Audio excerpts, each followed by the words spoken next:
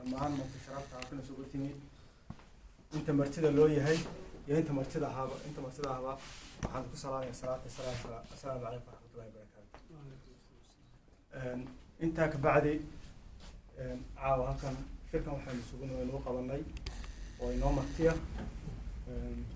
in odaal ka socda xukuumadda Somaliland ahna agaasimaha guud ee wasaaradda warfaafinta mudane Axmed Haldoor وعقل مرتين أبو كر هذا أحمد أبو كر حلطور عاو هكذا وحنا لافا لذا مدح بدن كم يجين قدامية حزب وكلمية ده كان دنمارك حسن عبد آدم وحكوا لنا لتشوف قدامية كرك هوينكا مرو فاتي محمد عبد الله أنت كبعدي وحنا كل جلد ولا شركة سوينا نقرأ رأيه وحقلنا فديان يا قدامك عندي حسبك أحمد السيدات وحكوا اسمه إنه لتشوف وحرس حافظة صديق أو فرح وأهم مرحة ورثة كلا هذا وحسن شاشاك أنت أنا شركة إنه قالوا حنشعله إنه هذا قرآن كفرانه وحنشعله إنه آخر يوم ولكن مهدي نفران هذه يقول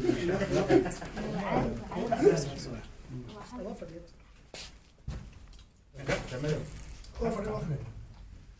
بسم الله الرحمن الرحيم قل الله احد الله الصمد لم يلد ولم يولد ولم يكن له كفوا احد. صدق الله العظيم. هذا قرآنك هاي في وافع عليها نغلقه هذا راح تعلم سود فيديو يعني مرتين ناش لما تعاون مولانا حسن عبد حسن كسلو مع السيد رشيد. بسم الله الرحمن الرحيم. واحد سلام يا أقاسم حقود أحمد وأقاسم حقود وزارة الخارجية السومالية وما أنت مرتين نوجوه ودن كان دنمارك أقاسمي هذه أدبن كسر دوينا waxaan salaamayaa madaxda xisbiga kulmiye ee goobjooga sida gudoomiye ku-xigeenka madaxa garabka haweenka madaxa dul qaybeedka Denmark Yuland Ali Jirde iyo marti sharafta kale ee haldoorkii Somaliland ee shirka ka soo qayb galay dhamaantiin waan salaamayaa run ahaantii sida inoo caadada ahayd marka wadanka madax qaran ay noogu timaado sidii noo caadada ahayd aynu soo dhaweyn jiray si la mid ah ayaanu gacmo furan kaliya laab ku soo dhaweynaynaa gudoomiye ama agaasime guud ee wasaaradda warfaafinta Somaliland mudane Axmed Abukar. haddii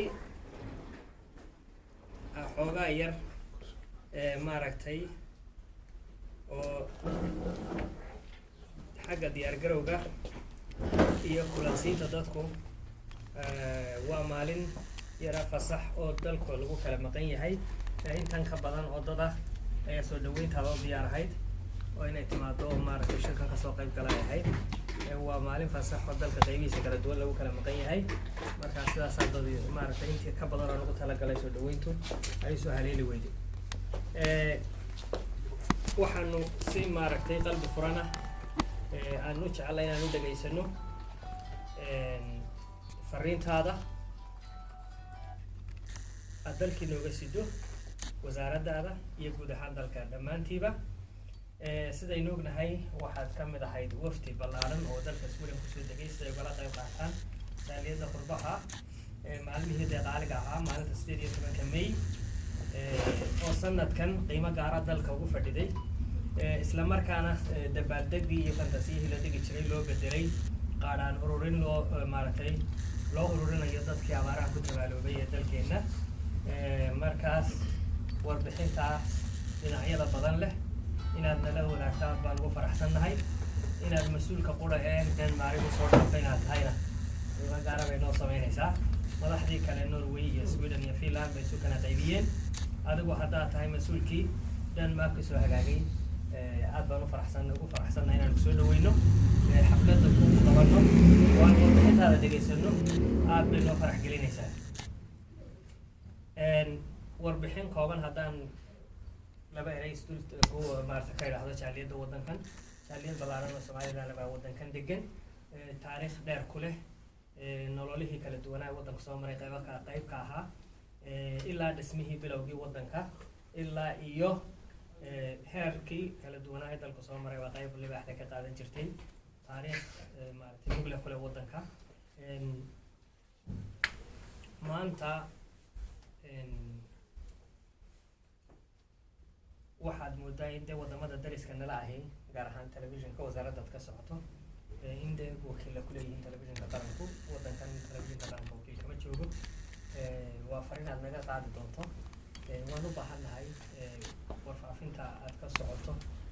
inaan isku xidhnaadno oo jaaliyaddan iyo dalku ay isku xidhnaadaan. dariiqada loo mari karana waa waxaa ugu sahlan in wasaaradda warfaafinta telefishinkeeda in wakiil u joogo waddankan. marka waxaan jeclaan lahaa inaan fariintaan aad naga qaadid. kolley warbixintaada ayaa wixii dambena maaragtay dheeraadi nooga soo bixi doonaa. madax kale ay hadalka iga dambeyn doonta. mar labaad waxaan aad iyo aad ugu soo dhaweynayaa agaasime waddankan Denmark, jaaliyadeeda xisbiga qaranka kulmiye aan magaciisa ku hadlayo. aad iyo aad baan kugu soo dhaweynaynaa. waan gacmo furan oo aan kugu dhageysan doonaa in kaliyalaab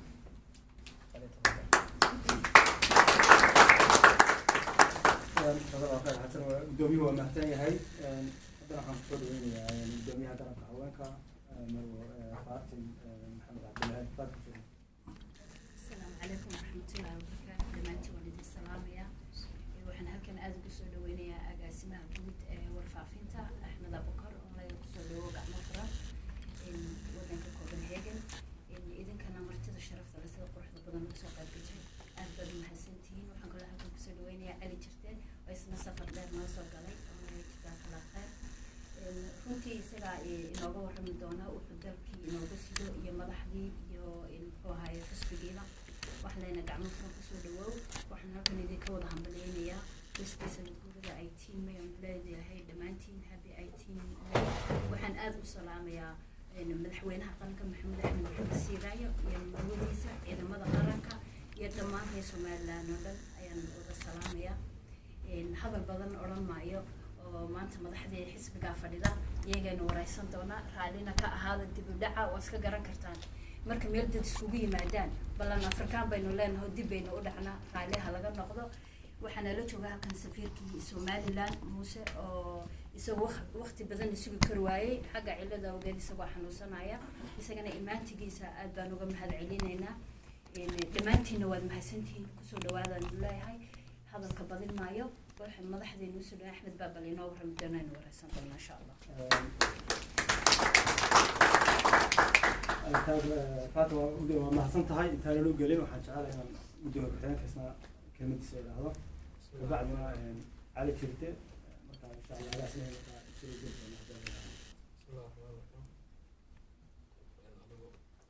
salaamay magaca xisbiga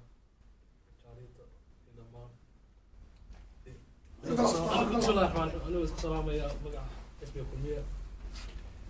دنمارك جاليدة Somaliland iyo dhammaan dadweynaha ku nool Denmark. Salaam baan ku sidaa. waxaan kaloo idin sheegayaa insha Allah waxaan dalka ka imid 3 wiil ka hor. waxaan kalaa muddo 3 wiil ka hor. in Kenya joogay in waxaan joogay Hargeysa. laakiin waxaan gaaray ilaa hawdkeeda. waxaan gaaray ilaa intaa u soo maray.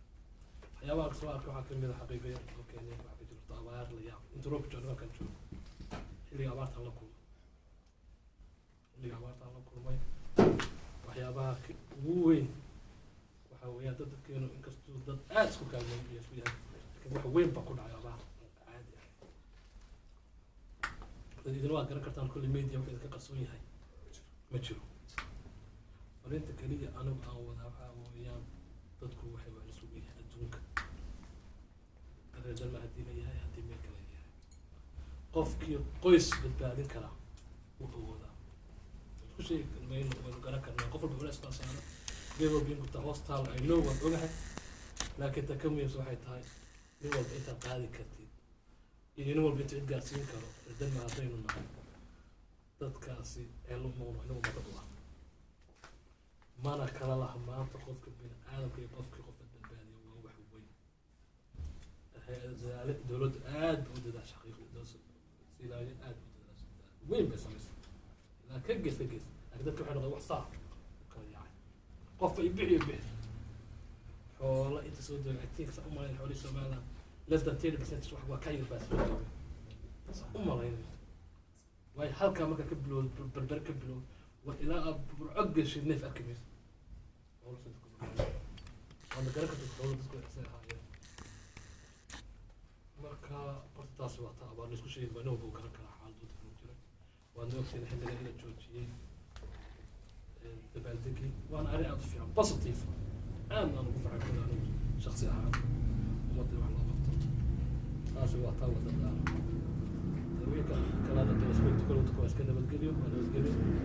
maasha allah dadka hadda isugu fiican yihiin xagga midnimada Somaliland abaarta waxyaabay tarto waxaa kamid dadka aad isugu soo dhaweysay in qof walba dareemi kara muddo maanta maalin ka midaysan tahay anugu ma malayn maayo iska gees Somaliland waxay markaa keenay waxa weeyaan dadka wax la isku leeyahay dadkuna waxay wax ku Somaliland waxyaabo fara badan bay ka soo dabaalatay adoo gudo iyo cad dibadeed waxaa lagu gudbi karaa waa midnimo laakiin midnimo raadin kara ninkii ummad wax tari kara eedan maalintan ku jirno abaabulkeenu xaqiiqiya waxaa nalagu daleecayaa anigu waxaan hargeysa isku aragnay maxamed cabdullaahi iyo halkan ka tegay xisbigaanu tagnay waana waxyaabaha nalagu dhaceynayna waa jaaliyad ugu liidata baa nagu qiimeeya waxbayda qarnay waxaa xafiis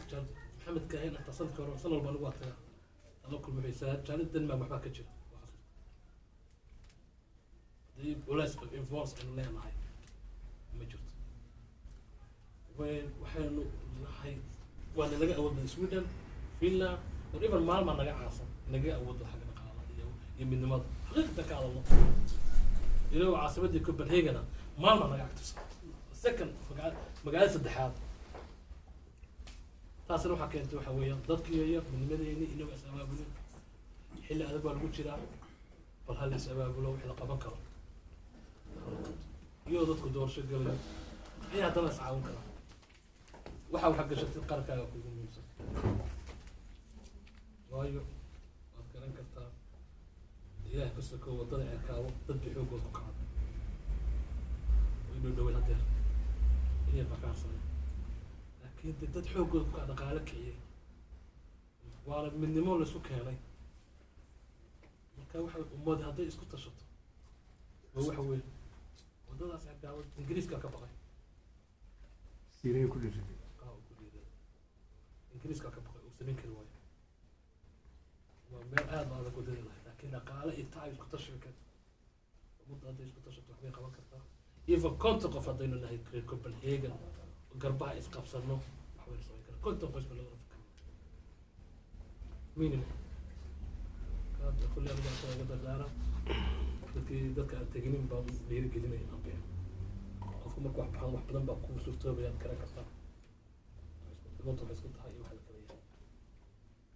marka walaalayaal waxaa leeyahay dhammaan ku mahadsantihiin kulanka bal kolley wixii dardaarana agaasimuuna wuu idin sheegaya sadalka ka warhaya waliba laga dabtaganaya wassalaamu calaykum guddiga ku-xigeen axmed muuse isaaq waad mahadsan tahay waanadaada iyo taladaada soo jeesanaad waad mahadsan tahay intaan agaasimaha u gelin waxaan rabaa inaan kelmad siiyo cali jirde kabacdi agaasimaha ku xiga wixii intaa ka dambeeyo qofkii raba inuu hadal yidhaahdo waan qorayaa magaciisa insha allah gacanta ha taago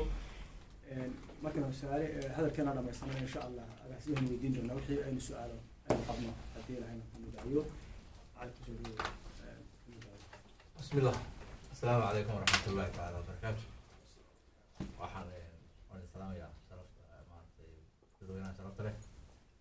وأنا السلام يا الدنيا. يو أنتظر وقتي موضوعي أحمد البكر. waxaan maaragtay anu intii la oranayay waa horta waa laga horreeyay waa loo diiday laakiin horta dhalinyar baan anigu waan waxaan ka yimi Ireland reerku beeg wax kale anu haystay maanta waxaan kala kulmay iyo maaragtay iyo sidaan u haystay waxaan islahaa dad badan baa imanaya mar ahaan soo eegay waxaan islahaa maaragtay dad badan baa imanayo dee meeshi sida qaadamayso horta alxamdulilah rabbil caalamiin aad baa mahadsantiin inta timid laakiin inta laga soo dadaalo ayaan anigu isfari lahaa maadaama anigu gooni iska dhigaayo aan reer Joolaan ahay waayo marti markay noo timaado in waxaa odhan jiray Soomaalida waxay dhahdaa habeenkiina waa reer maalintiina waa markaa kolley in meel laisga soo taago mar haddii qof inoo yimaado oo gacanta la isqabso waa muhiim taasaan isfarayaa waxaa kale isleeyahay Ramadaan mubaarak bisha Ramadaan baa inoo soo food leh in loo diyaargaroobo siduu gudoomiye ku sheegayna reeraha laga wada rayo oo wadanka aad looga warayo asalaamu calaykum waraxmatullahi taala wabarakaatu cali fikirna waad mahadsan tahay haddana waxaan inaan kusoo dhaweyno walaalkeena caawa markiino ah oo Soomaaliya ka socda inuu na siiyo warbixintu inoo wado iyo wixii nala wadaagi karo kabacdina hadhowta insha Allah su'aalaan weydiin doonaa mudane gud agaasime Axmed Abubakar Halgood kusoo dhawo بسم الله الرحمن الرحيم والله حق ده سؤال ويسأل مرة في العالم رسول هذا عادي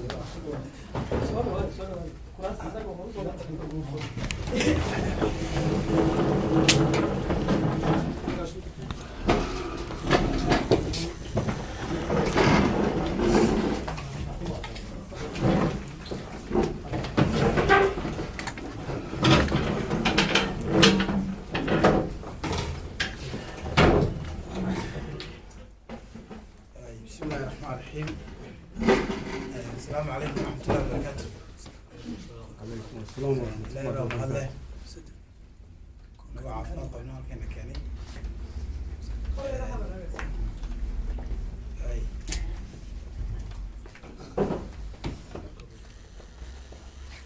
عامل بنا هنجرا ترتيب وعدكم صبح مرة هذا كله بلا واحد قدمه كده إيراني